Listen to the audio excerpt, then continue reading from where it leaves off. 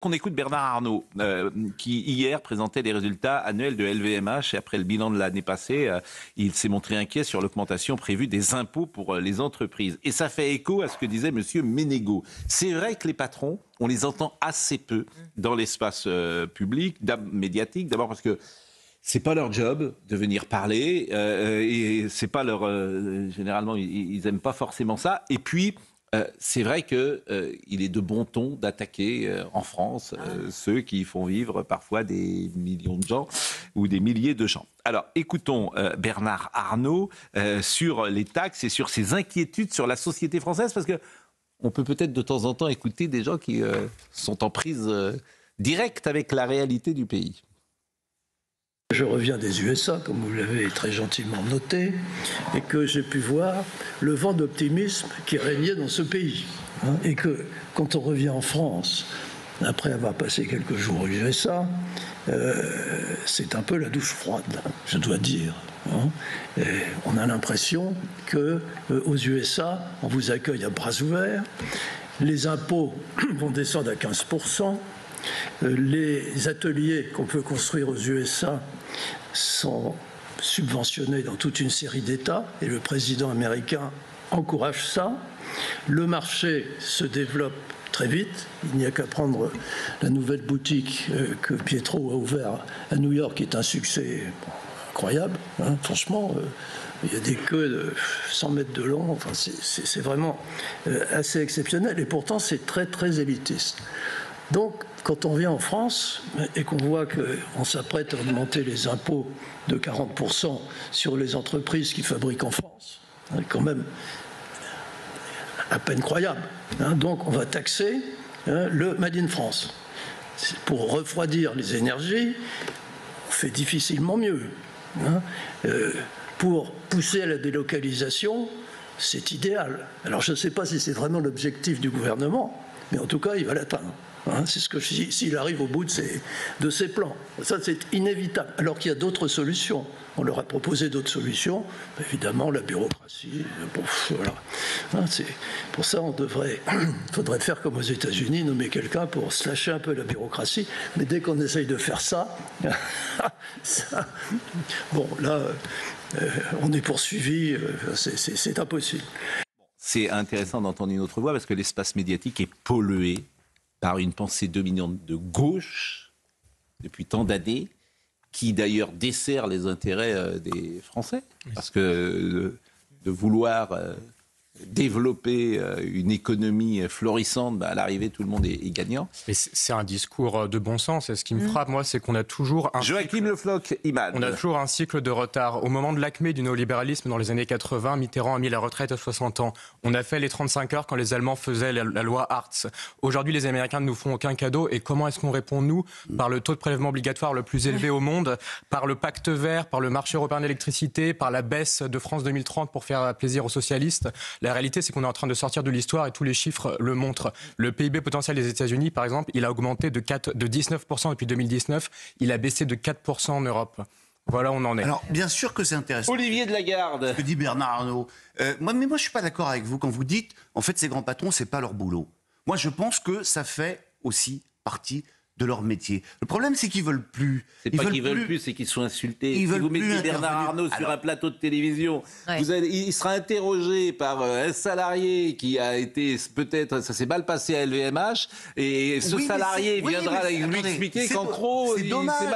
Parce que quand vous dirigez une boîte internationale, que vous avez 150 000 salariés, vous êtes quand même un peu plus légitime à parler de l'économie que quand vous êtes un économiste atterré qui a fait un bouquin ou qui Olivier, 2 heures de cours. Olivier, j'entends ce que vous dites. Le problème, un des problèmes numéro 1 français, c'est l'espace médiatique. Il est pollué, je le répète, par une pensée dominante de gauche, et la parole de M. Arnault et d'autres. Hier, on a passé le patron de Michelin. C'est pareil. C'est formidable, Ménégo. Mais formidable.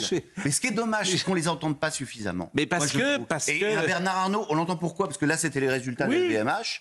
Et finalement, il s'exprime une seule fois par an. C'est dommage parce que rappelez-vous la une. Rappelez-vous la une de Libération. C'était quoi, casse-toi pauvre riche ou quelque chose comme ça. Voilà, c'est l'état d'esprit. Vous prenez des coups, c'est sûr. Mais l'espace médiatique, il ne veut pas entendre ça. Quand vous dites que l'espace est dominé par la pensée de gauche, pour autant, M. Arnaud ne développe pas une pensée de droite. Il dépense une pensée factuelle. Oui. Donc, c'est-à-dire, il dit, voilà ce qui se passe, si vous faites ceci en économie, voilà ce qui se passe. Alors, si on perd LVMH, déjà, il n'y a pas beaucoup de joyaux industriels en France. Alors, si LVMH, je pense qu'il ne le pense pas sérieusement, mais venait à se délocaliser, alors là, ce serait la tragédie, parce qu'on n'a pas beaucoup de boîtes de ce niveau, en France.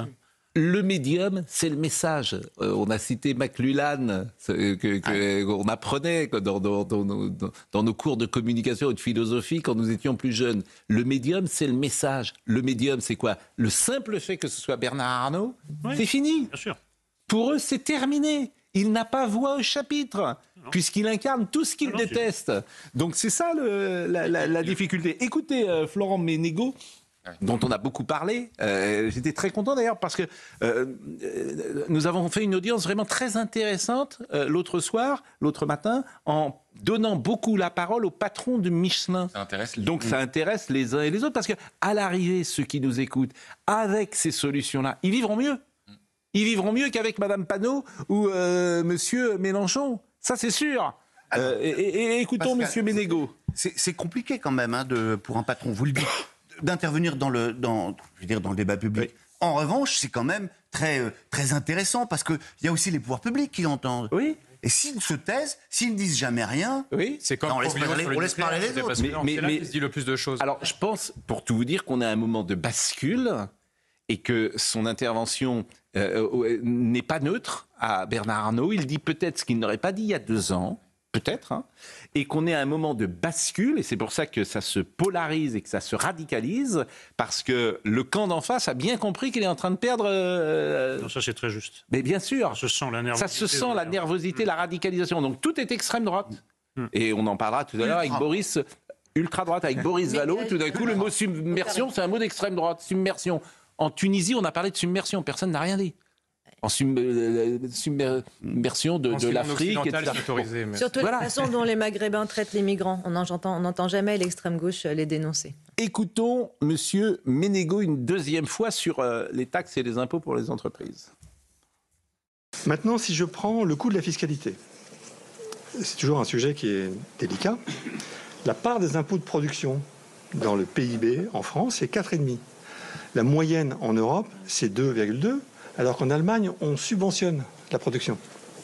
Quand on parle de réindustrialisation, il y a quelque chose qui ne fonctionne pas. Quand vous taxez la production, quand vous voulez faire de l'exportation, comment voulez-vous être compétitif ? C'est pas possible. Donc là, il y a un sujet à traiter. Les prélèvements obligatoires. La France est championne d'Europe des prélèvements obligatoires, avec 45,6% de prélèvements obligatoires. L'Allemagne est à 40%. La moyenne de l'Union européenne l'Allemagne est à 40 et la moyenne est à 40. Donc, bien sûr qu'on peut augmenter les taxes sur les industries en France, bien sûr. Mais en fait, il ne faut pas s'étonner si après, les industries vont aller ailleurs. Il dit la même chose que Bernard Arnault. Et à l'arrivée, c'est le Français, le salarié, qui est évidemment le principal... victime. Le parallèle avec les États-Unis est à ce point très intéressant, comme le faisait Bernard Arnault. Vous avez d'un côté de l'Atlantique l'optimisme suite à l'élection de Donald Trump, et nous, on a le discours de politique générale de François Bayrou qui était loin d'être optimiste, et surtout les calculs d'apothicaire avec le Parti socialiste qui vont avoir un impact sur les entreprises. Je m'entretenais hier avec un ministre de Bercy, je peux vous dire que la perspective d'avoir un accord avec les socialistes va forcément faire peser un poids sur les entreprises en France, parce que parmi les concessions, il y aura les allègements de charges sur les entreprises, etc. Donc ça va avoir un impact très concret. Mais quand je dis la pensée médiatique, elle est influencée par qui ? D'un côté, on a Jacques Weber, j'ai rien contre lui, qui est plutôt un bon comédien, et qui dit n'importe quoi sur Donald Trump, tout seul, qui fait un numéro. Puis d'un autre côté, on a quelqu'un qui me paraît un peu plus légitime pour parler de Trump et des États-Unis, et qui dit j'en arrive, qui a un autre parcours, d'autres responsabilités, disons-le, et sans doute une vue plus large des choses que M. Jacques Weber dans son petit théâtre ou son grand théâtre. Eh bien, en France, on va plus écouter la voix de Jacques Weber, qui, au fond, ne connaît pas grand-chose sauf son théâtre, et c'est déjà bien. mais au fond, il ne connaît rien, il ne sait pas de quoi il parle. vous voyez, Que, effectivement, quelqu'un qui a une vue un peu plus large, qui voyage, qui regarde, qui voit le monde, etc. Il y a l'équivalence de la Alors, je le dis à grands traits, là aussi. Ce qui est fascinant, c'est que dans ce Éric domaine, Nolot. comme dans d'autres, c'est fascinant de suivre le match entre l'idéologie et la réalité, en fait. Ça, c'est extraordinaire. Oui. J'ai l'impression que la réalité est en train de marquer des points. On a vécu tellement dans l'idéologie. Éric Nolot. Et en effet, ces patrons sont du côté de la réalité et les commentateurs sont du côté de l'idéologie. Il y a une contradiction. Éric Nolot, la Sabrina Medjaber. la déconnexion entre ce microcosme, cet entre-soi de bourgeois parisiens et le peuple français qui souffre. On parle justement là de Bernard Arnault et des prélèvements obligatoires qui sont a priori censés sauver l'État-providence qui est complètement en panne en France. Mais il ne faut pas oublier que les entreprises ferment à tour de bras. Il y a plus de 64 000 défaillances d'entreprises chaque année. Mais ça, visiblement, ça n'inquiète ni la gauche ni le gouvernement en place qui, au lieu de dégraisser la dépense publique de l'État, devrait plutôt songer à baisser les prélèvements obligatoires pour pouvoir employer et ainsi relancer la croissance. Mais ça n'est pas dans le logique français, le libéralisme économique, au contraire. Submersion. Sur l'intervention Submersion. dans le débat médiatique. Olivier de Lagarde. Il y avait un très bon papier hier de Nicolas Bétou à la une de l'Opinion en disant il y a deux France. Il y a la France de Ménégo et il y a la France d'Éric Lombard. Et voilà, donc Ménégo a réussi son coup finalement. Il a réussi à imposer une petite musique qui est un petit peu différente du discours général ambiant. Et vous avez raison, on est probablement arrivé à un point de bascule. C'est possible. Alors le mot submersion, avec ce sondage qui avait été commandé pour Europe 1, CNews et le JDD, d'après vous, la France était submergée par l'immigration. 65% des gens disent oui, qu'ils ont raison ou tort, mais ils ont ce sentiment manifestement, c'est ce qu'ils répondent. Et vous avez Boris Ballot hier, Tartuffe, je le disais, Tartuffe à l'Assemblée nationale. C'est aussi pour ça que le PS est à moins de 2%. Hein. C'est pour ça qu'ils sont à côté, alors que la gauche danoise est en train de gouverner. Écoutez cet échange avec M. Bayrou, parce que Boris Ballot, comme beaucoup de ces gens de gauche, il voit le fascisme, l'extrême droite partout. Submersion. Ce mot est celui de l'extrême droite partout en Europe et dans le monde. Un mot qui blesse autant qu'il ment. Choisissez-vous vos mots par hasard ?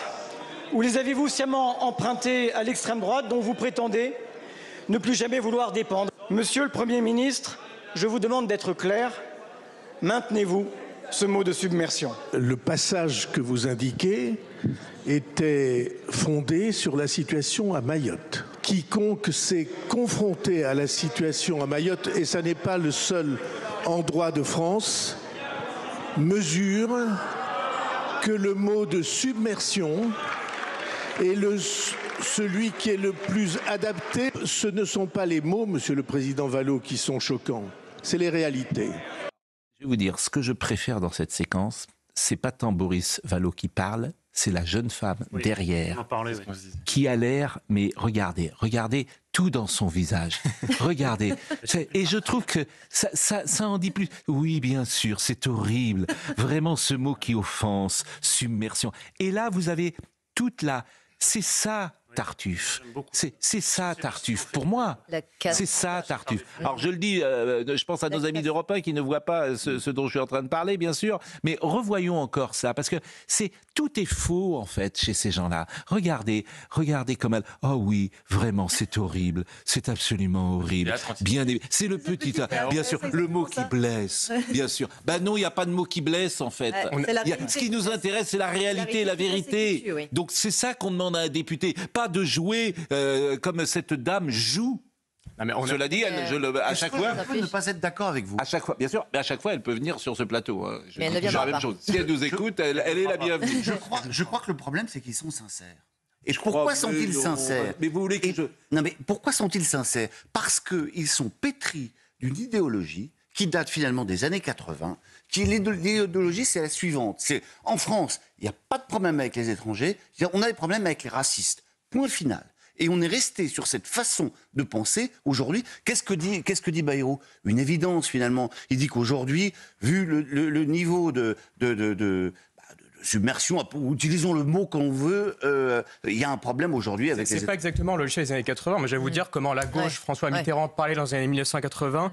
Ces immigrés clandestins doivent savoir que cet État qu'ils désiraient tant se trouve dans l'obligation morale de les faire retourner chez eux. On va l'écouter tout à l'heure, Mitterrand qui parlait des seuils de tolérance. Là, on est en plein dans l'antifascisme de classe, dans les logiques de signalement de vertu les plus bêtes possibles. Et c'est pas pour rien que la gauche a perdu tout l'électorat populaire et que la paix civile est à ce point en danger aujourd'hui. Je ne crois pas à la sincérité de cette femme. Éric Nolot. Elle en fait tellement que c'est du théâtre, c'est pas possible. Mais bien sûr, c'est du théâtre. Moi, je n'y crois pas. Donc, mais moi non plus, je suis pour l'inviter pour lui poser la question. Mais si elle veut venir demain, moi, je n'y crois pas. A priori, je n'y crois pas. Alors, Cyrielle Châtelain a également interrogé M. Bayrou. C'était hier à l'Assemblée nationale. Écoutons. Cyrielle Châtelain. Est-ce qu'on peut l'écouter? Que se passe-t-il? Vous faites honte aux 16 millions d'électeurs qui se sont massivement mobilisés le 7 juillet dernier pour éviter que notre République bascule vers le racisme et la xénophobie. Vous nous trahissez quand vous utilisez les mots d'apport étranger. Vous insultez tous nos compatriotes pour qui l'immigration est une partie intégrante de leur histoire et de leur identité personnelle. Quand vous parlez de submersion migratoire. Refusez de voir les difficultés et le sentiment qu'un très grand nombre de nos compatriotes partagent, y compris dans des arrondissements parisiens. Le sentiment qu'ils ont qu'il n'y a rien à faire, que nous sommes sans armes. J'ai dit et je répète, et c'est de là qu'est partie la discussion hier dans cette émission, s'il y avait autant de personnes en situation irrégulière à Paris qu'il y en a à Mayotte, il y aurait 400 000 personnes en bidonville à Paris. Qui à ce moment-là oserait mettre en cause les mots? Personne n'oserait. Vous seriez tous en ébullition. Bon, le directeur de l'Observatoire et de la démographie, Nicolas Pouvreau-Monti. On a besoin quand même de faits. C'est ça qui nous intéresse. Il était ce matin sur Europe 1. Écoutez-le. Le choix de parler de submersion, c'est un choix politique qu'on peut toujours contester. C'est un jugement. C'est un jugement selon le regard qu'on porte sur la politique migratoire du pays. Ce qui me semble en revanche beaucoup moins sujet à discussion, c'est le caractère effectivement inédit de la situation migratoire que connaît aujourd'hui la France. C'est-à-dire qu'il est factuellement vrai de dire qu'il n'y a jamais eu autant d'immigration en France qu'aujourd'hui. On peut prendre à peu près tous les types de flux. Le nombre annuel de nouveaux titres de séjour qu'on accorde chaque année a quasiment triplé depuis la fin des années 90. Le nombre de demandes d'asile qu'on reçoit a quasiment triplé, a plus que triplé d'ailleurs depuis la fin des années 2000. Sur l'immigration clandestine, c'est un peu plus difficile à appréhender, mais si on prend le nombre de bénéficiaires de l'AME, l'aide médicale d'État, qui est réservée aux clandestins, il a lui aussi triplé en 20 ans. Donc tout ça dessine une situation qui est effectivement inédite. Un immigré, c'est une personne qui est née étrangère à l'étranger. Donc c'est ce qu'on appelle trivialement, mais à juste titre, la première génération. Ces immigrés aujourd'hui en France, ils sont au nombre de 7,3 millions, nous dit l'INSEE, c'est 10,7% de la population. À cela, on peut ajouter 11% de descendants d'immigrés de deuxième génération. Donc sur 2 générations, l'immigration en France, c'est environ 22% de la population. Et qu'on parle en pourcentage de la population ou qu'on parle en population immigrée globale, ce sont là des niveaux historiques. C'est-à-dire que la population immigrée au sens strict en France a augmenté de 40% depuis le milieu des années 2000. Bon, ça c'est vraiment intéressant, mais c'est la discussion qu'on avait hier avec Gérald Darmanin. Au-delà des étrangers qui viennent en France, le souci, si j'ose dire, ce sont les Français comme vous et moi, nés sur le sol de France, mais qui n'ont pas la même culture, les mêmes mœurs, les mêmes coutumes, et sont parfois en rupture, même avec notre modèle occidental. Ça me paraît le sujet essentiel de la société française. Le sujet, en effet, c'est l'aspect culturel. Alors, normalement, la gauche devrait, a priori, justement, défendre la politique de François Bayrou, parce que les classes populaires qu'elles sont censées défendre subissent les externalités négatives de l'immigration, c'est-à-dire communautarisme, islamisme, narcotrafic et ghettoisation. Mais ça, visiblement, ça ne les intéresse pas. Mais vous avez raison, le vrai sujet, c'est l'aspect culturel. C'est l'aspect culturel de cette immigration qui dépasse largement toutes les limites. Je vais vous dire quelque chose, et c'est ce que je disais hier chez Laurence. Auparavant, moi, je suis d'origine immigrée algérienne, kabyle. Mes parents sont arrivés en France par le biais du regroupement familial. Ils nous ont appris à aimer la France, à respecter la France et à être des Français. l'assimilation, c'était une vertu républicaine. Aujourd'hui, l'assimilation dans les quartiers islamisés, c'est un sacrifice communautaire. C'est le déni, c'est le rejet, c'est la violence, c'est la psychologie communautaire, c'est l'omerta communautaire, c'est la justice communautaire pour crime de lèse-francité. Celui qui se comporte comme un Français aujourd'hui dans les quartiers, c'est la mort sociale. C'est ça la réalité de l'immigration aujourd'hui. Mais la gauche préfère fermer les yeux, invisibiliser et silencier les victimes de cette immigration par le fait justement du défaut culturel et d'assimilation à la France. Voilà ce que j'ai à dire là-dessus. C'est terrible. J'allais dire, j'espère que tout le monde, toute cette population-là n'est pas sur cette ligne-là dans les quartiers, j'espère. Vous ne vous rendez pas compte de ce qui se passe dans les quartiers, vraiment. Vous avez reçu la fois dernière Majid Boukacha, il vous en a touché un mot. Et dites-vous qu'ils sont légion comme ça en France. Le carillon d'Europe 1 avec Thomas Hill, qui est là. Thomas Hill, bonjour. Vous allez parler de Florian Zeller.